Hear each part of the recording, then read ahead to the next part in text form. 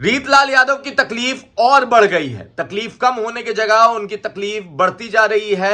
Beur jail से जैसे ही Bhagalpur jail ले जाया गया, उनकी तकलीफ में इजाफा हो गया। उनके चाहने वाले समर्थक जो नहीं चाह रहे थे वही हुआ है। क्या है पूरा मामला, एक एक करके हम बताएंगे। आप देख रहे थे इंटरव्यू इंडिया, मेरा नाम हमजा है। देखिए, रीतलाल यादव सरेंडर करते हैं 17 अप्रैल को और उसके बाद वो बेऊर जेल उनको भेज दिया जाता है 14 दिन की न्यायिक हिरासत में। रंगदारी मांगने का जो मामला था उसको लेकर उनके घर पे छापा भी पड़ा, एटीएस, बहुत सारी पुलिस फोर्स, और उसके बाद एक दिन आता है और वो सुबह सुबह अपने आप सरेंडर कर देते हैं। रीतलाल यादव बेऊर जेल में बंद थे, मगर अब बेऊर जेल से उनको भागलपुर जेल भेज दिया गया है। और दैनिक भास्कर के रिपोर्ट के हिसाब से भागलपुर जेल में ना उनको कोई बेड मिलेगा, ना कोई पंखा है, और ना मच्छर भगाने के लिए कोई चीज दी जाएगी। मच्छर भगाने वाला जो कॉइल होता है, ये सारा कुछ सुविधा नहीं दी जाएगी।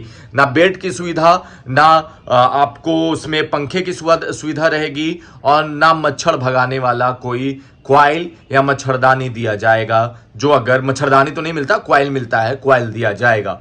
और उनके सेल में ही, जिस सेल में रखा गया है वो टी सेल, उस सेल का नाम टी सेल है। दैनिक भास्कर की रिपोर्ट के हिसाब से इंदिरा गांधी का जो हत्यारा था उसको भी इसी जगह सेल में रखा गया था। इससे पहले जब मोकामा के पूर्व विधायक आनंद सिंह को जब भागलपुर शिफ्ट किया गया था तो उनको भी इसी सेल में रखा गया था। अब इसी सेल में रीतलाल यादव को रखा जा रहा है। रोशनी के लिए सिर्फ एक सुराख है, जिसको आप छेद कह लीजिए, विंडो कह लीजिए, छोटा सा वो है, और एक छोटा सा बल्ब है। अब ये इतना, मतलब जिस तरह का ये टी सेल है, जो पढ़कर ही ऐसा लग रहा है कि बहुत डरावना होगा, बहुत तकलीफ दे होगा। रीतलाल यादव की रात और दिन अब वो थोड़ा ज्यादा तकलीफ से कटेगी। जेल का वक्त ऐसे भी तकलीफ से कटता है, मगर टी सेल में रखे जाने के बाद, जहां इस गर्मी में पंखा, एसी का लोग इस्तेमाल करते हैं अपने घर में, वो तो विधायक जी थे, घर में एसी तो होगा ही। अब जेल में कम से कम पंखा या कूलर विधायकों के लिए प्रोवाइड होता है, तो ना पंखा प्रोवाइड होगा ना कूलर प्रोवाइड होगा, क्योंकि टी सेल में ना पंखा होता है ना कूलर होता है।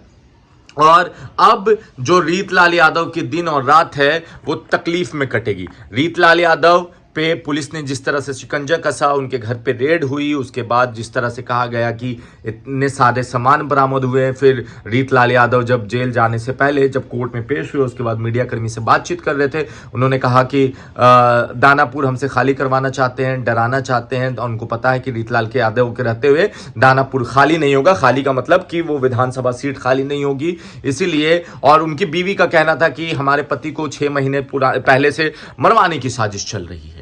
अब उसके बाद एक उनको बेऊर जेल से भागलपुर जेल ट्रांसफर कर दिया जाता है, और कहा जाता है कि सुरक्षा को देखते हुए, क्योंकि बेऊर जेल के बाहर उनके समर्थक ज्यादा आ जाते थे, मौजूद हो जाते थे। इस चीज को देखते हुए, क्योंकि बेऊर से भागलपुर की दूरी, पटना से भागलपुर की दूरी 250 किलोमीटर है, और लगभग 5 से 6 घंटे का सफर है। तो डेली उनसे कोई मिलने भी नहीं जाएगा, और जब कोई मिलेगा नहीं तो रीतलाल यादव का जेल के बाहर कोई कनेक्शन नहीं होगा, और क्राइम कंट्रोल रहेगा। ये एक तर्क दिया जा रहा है। मगर जो टी सेल में रखा गया है, वो टी सेल का हालात ये है कि ना उसमें कोई पंखा मिला है, ना उनको बेड मिला है।